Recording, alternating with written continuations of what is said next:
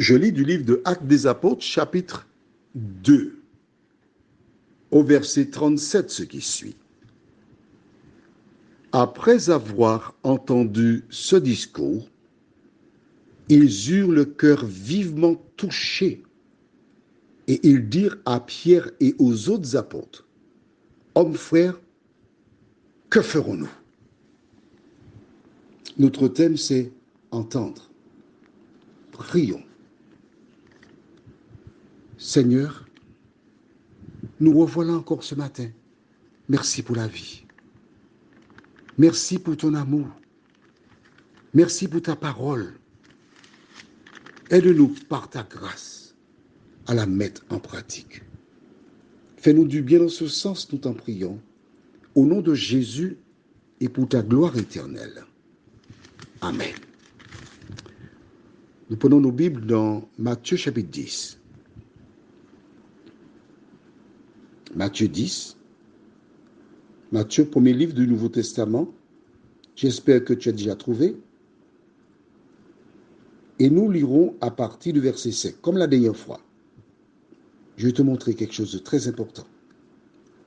Tels sont les 12 que Jésus envoya, après leur avoir donné les instructions suivantes. N'allez pas vers les païens et n'entrez pas dans les villes des Samaritains. Verset 6. Allez plutôt vers les brebis perdues de la maison d'Israël. Allez, prêchez et dites, le royaume des cieux est proche, etc. Jésus avait dit aux disciples d'aller seulement vers les brebis perdues d'Israël. Pourquoi les brebis étaient-elles perdues? Parce que les bergers n'étaient pas à leur place. Elles étaient livrées à elles-mêmes. Donc, elles se sont égarées. Alors, Jésus est mort, il est monté au ciel, et le Saint-Esprit est déversé sur les disciples. Qu'est-ce qui se passe?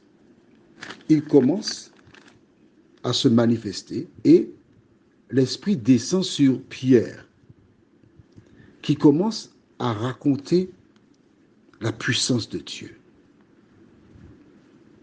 Il démontre que Jésus est celui que nous attendions, dit-il, nous Juifs. Alors, pourquoi Jésus avait-il dit de ne pas aller voir les autres nations? Parce qu'il fallait que le peuple d'Israël soit prêt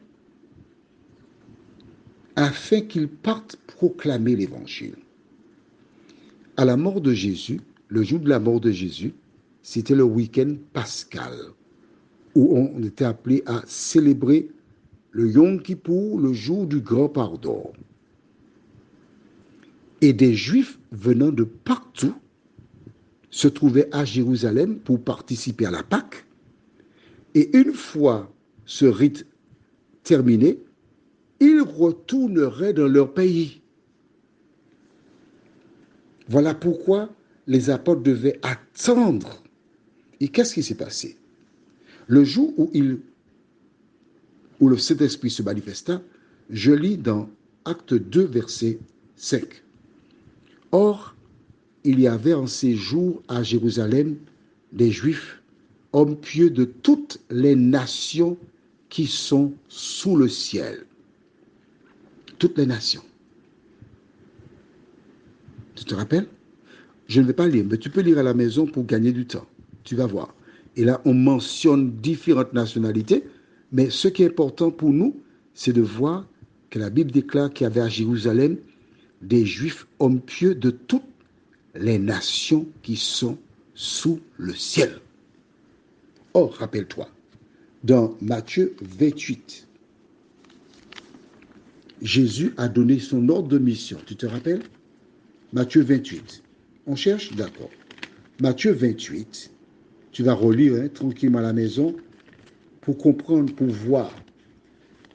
J'avais expliqué que la deuxième mission, Jésus déclara, verset 19, « Allez, faites de toutes les nations des disciples. » Il mentionne bien les nations.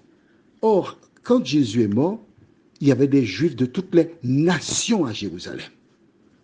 C'est seulement lorsque les Juifs présents qui connaissaient Jésus rapporteraient à ceux qui étaient en séjour qu'ils partiraient dans leur nouvelle nation d'adoption pour prêcher l'évangile. Voilà pourquoi Jésus a dit de rester à Jérusalem. Alors, ces personnes qui étaient là, elles ont entendu un seul discours, suffisamment convaincant, et elles posaient une question à Pierre. Homme frère, que ferons-nous? En clair, qu'est-ce qui nous reste à faire? Parce que nous sommes convaincus, on est prêt à signer. Prions. Seigneur, aujourd'hui, plusieurs personnes comprennent pourquoi Jésus avait dit à cette femme, il n'est pas bon de jeter les pains aux petits chiens. Car il voulait